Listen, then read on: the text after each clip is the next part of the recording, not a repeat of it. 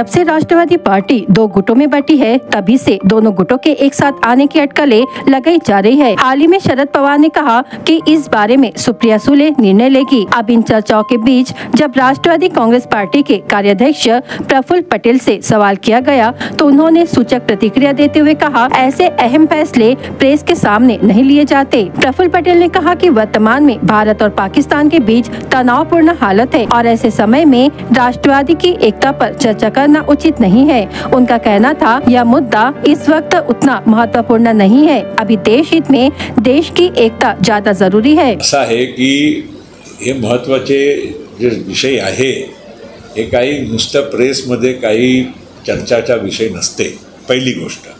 दुसरा असा कुठलाही प्रस्ताव अजून आमच्यापर्यंत पोहोचलेला नाही।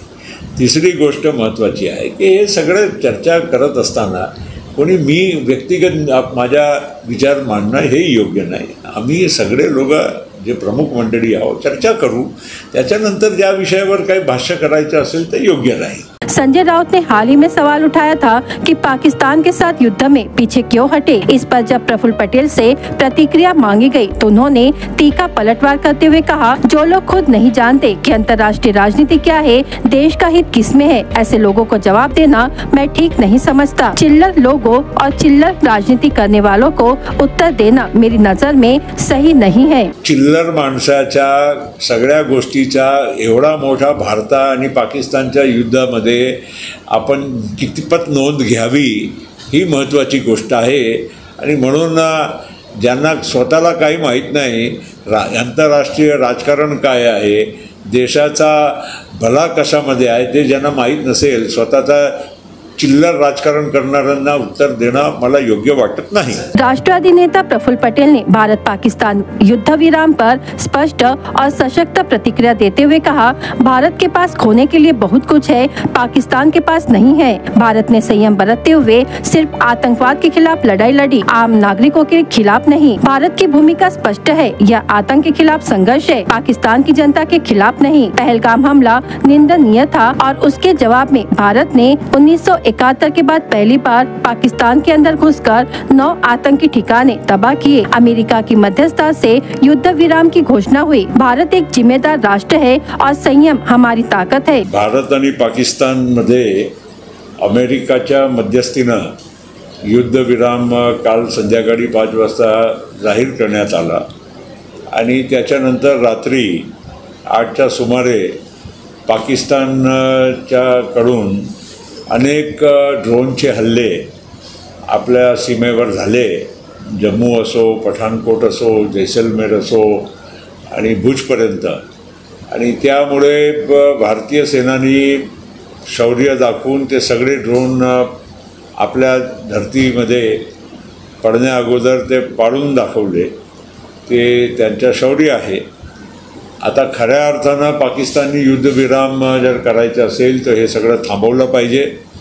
काल रात्री तसा सूचक इशारा आपल्या भारताच्या वतीनं आपले परराष्ट्रीय सचिव यांनी दिलेला आहे आणि आजचा दिवस आपण बघू। आता काही त्यांच्याकडून काही लोकांनी म्हणजे आगाऊपणा करून हे केलेलं आहे की पाकिस्ताननी एक योजनाच्या अंतर्गत हे केलेलं आहे, सगळं आज आपल्याला कळेल। पण भारत पहिल्या दिवसापासून अतिशय स्पष्ट भूमिका आपली होती की आमची लढाई पाकिस्तानच्या सामान्य नागरिकच्या विरोधात नाही, आमची लढाई जी आहे हे आतंक त्याच्या विरोधात आहे। आणि पहलगाममध्ये आतंकवादी आपल्या देशामध्ये घुसून त्यांनी आपल्या 26 नागरिकांना आणि खास करून ज्या पद्धतीनं त्यांना मारलं हे अतिशय म्हणजे घृणास्पद आहे।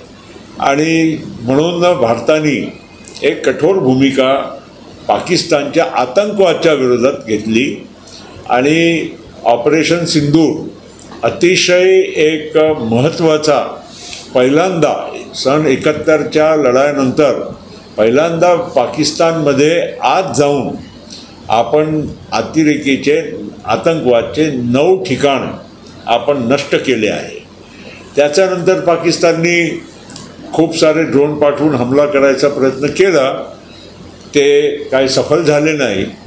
उलट भारतीय सेनानी पाकिस्तानमध्ये खूप आत जाऊन म्हणजे सीमेच्या 150-200 किलोमीटरपर्यंत जाऊन तिथल्या अनेक त्यांचे हवाई अड्डे जे आहे जिथे मिलिटरी बेस ज्याला म्हणतात त्याला खूप सारा नुकसान करण्याचं काम आपली भारतीय सेनानी आपले वायुसेनानी सफलतापूर्वक केलं आणि त्यामुळे अमेरिकाची मध्यस्थी हे होणं स्वाभाविक होता कारण आपण ही खूपच शक्तिशाली आपण राष्ट्र आहोत पण पाकिस्तान काही नाजूक क्षणी घाबरून काय न्यूक्लिअर आणि बाकीच्या काही असा काही परमाणु शक्तीचा वापर करू नये म्हणून अनेक राष्ट्रांनी अमेरिकासह सौदी अरेबिया असो इराण असो त्या सगळ्या राष्ट्रांनी संयम बाळगण्याची आपल्या सगळ्यांना विनंती केली आहे.